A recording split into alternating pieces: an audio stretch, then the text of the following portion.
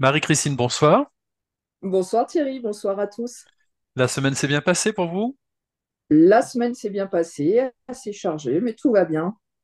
La semaine dernière, vous aviez évoqué un sujet, mais qu'on abordera une autre fois. Et aujourd'hui, nous allons parler de droit de rétention.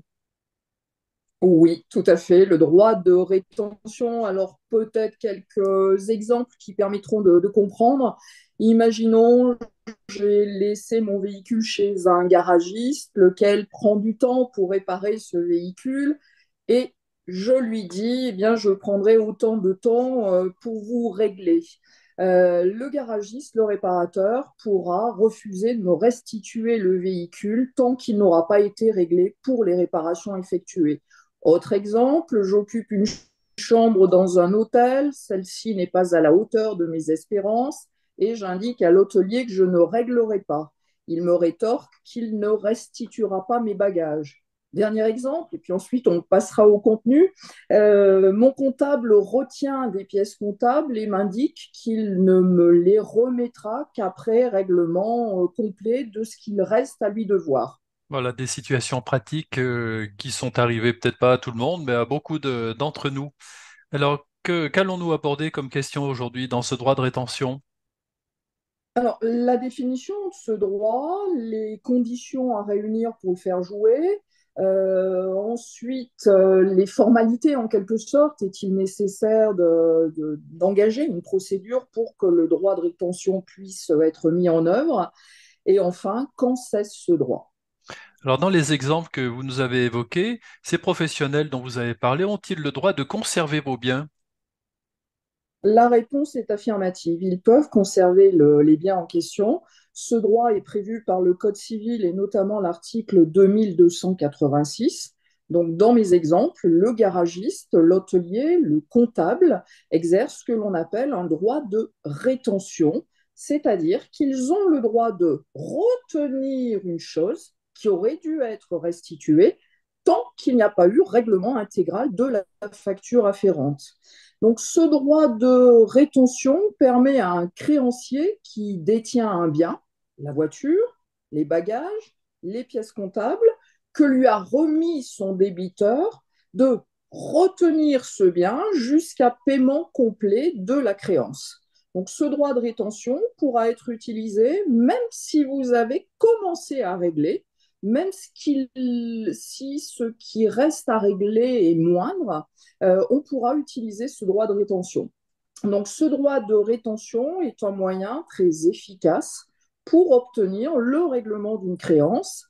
Il est simple en ce sens qu'il repose sur la simple détention d'une chose et dispense le titulaire des frais d'une procédure. Quelles sont les conditions à réunir pour le faire jouer? Alors, ces conditions ont été progressivement dégagées par la jurisprudence. Il faut tout d'abord la détention d'un bien. Mon garagiste détient encore mon véhicule ou l'hôtelier détient les bagages.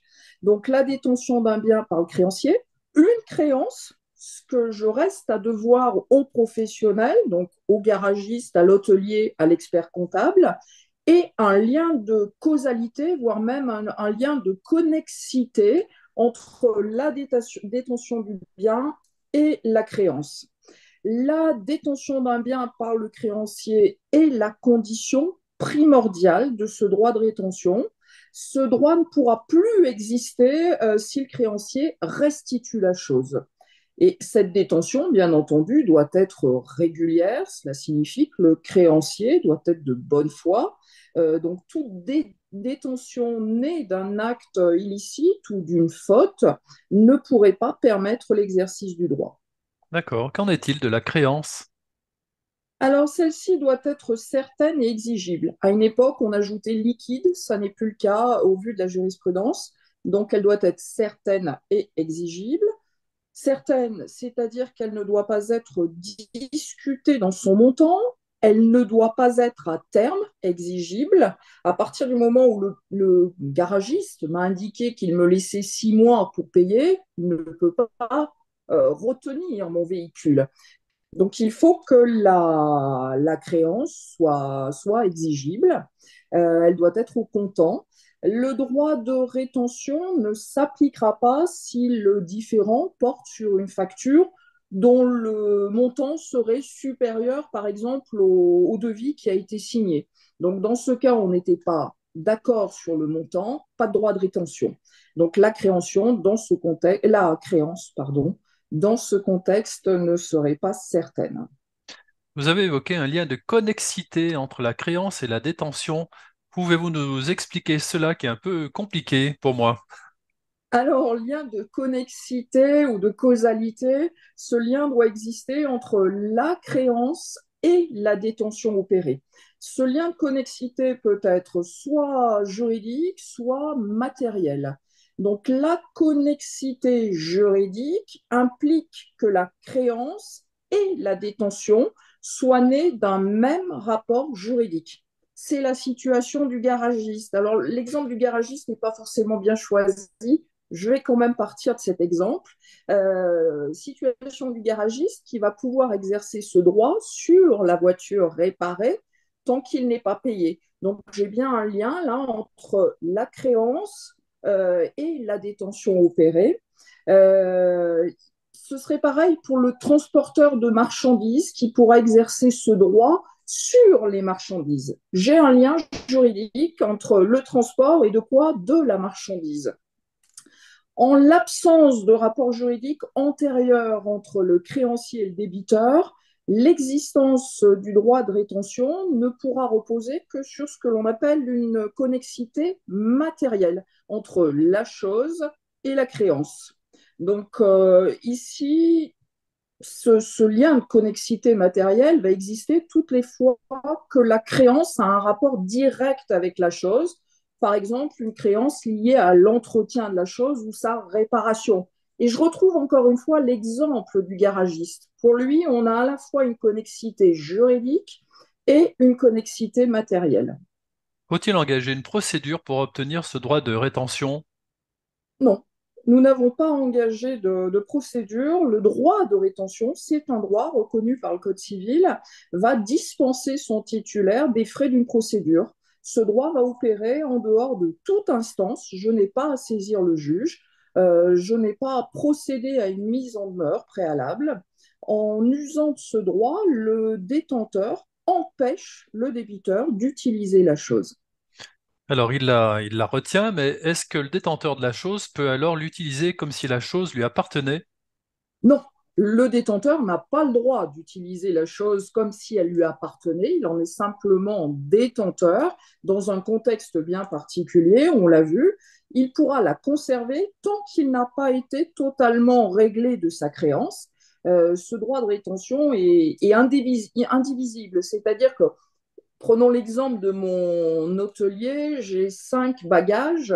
L'hôtelier ne va pas me restituer un bagage chaque fois que j'apporte En règlement. une partie de la somme, une partie du règlement.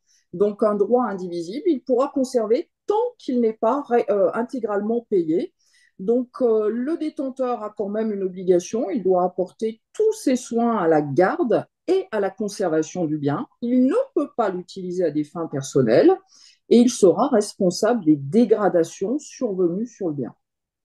Alors, peut-être une question piège. Imaginons un animal qu'on fait soigner chez un vétérinaire, on n'a pas le droit enfin, on n'a pas les moyens de régler la somme au vétérinaire. Est-ce que là, Le c'est vétérinaire, considéré comme un objet, l'animal? le vétérinaire pourrait continuer à détenir l'animal dans ce contexte pour être indemnisé. C'est l'exemple du garagiste. D'accord. De la même manière, j'aurais pu prendre cet exemple. Imaginons, je suis blessé par un animal, j'ai une créance en termes de dommages et intérêts pour m'indemniser du préjudice subi contre le propriétaire de l'animal.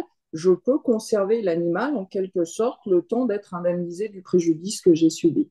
D'accord. Quand cesse ce droit? Ce droit de rétention va disparaître avec la créance qu'il garantit. Peu importe la cause d'extinction de la créance, il faut pour cela qu'il y ait une extinction totale, c'est-à-dire un remboursement en partie ne suffirait pas à le faire disparaître. Et ce droit disparaît également lorsque le créancier se défait volontairement du bien. C'est-à-dire, imaginons mon garagiste qui accepte que je récupère mon véhicule, il ne pourra plus faire se jouer ce droit de rétention. J'ai récupéré le véhicule. Et si la D'accord. chose est détruite, le droit de rétention sera reporté sur les indemnités d'assurance. Très bien. Vous avez des questions à poser sur ce sujet ou sur d'autres sujets de droit à Marie-Christine, vous n'hésitez pas, contact@42tv.fr. Avez-vous une idée, Marie-Christine, de la question que nous pourrions aborder la semaine prochaine? Je n'ai pas réfléchi plus que cela. Je compte bien aborder le problème de la livraison. Alors, si j'en ai le temps, si j'ai le temps de construire ma chronique, sinon, bien peut-être une question de droit du travail qui est plus simple pour moi à construire, je construirai plus rapidement. Alors, si vous avez une question précise sur, par exemple, le droit du travail ou autre, vous n'hésitez pas, contact@42tv.fr. Vous mettez en commentaire tout de suite ou vous nous envoyez un petit message rapidement, c'est-à-dire dès la diffusion, pour que Marie-Christine puisse avoir le temps de réfléchir à la question.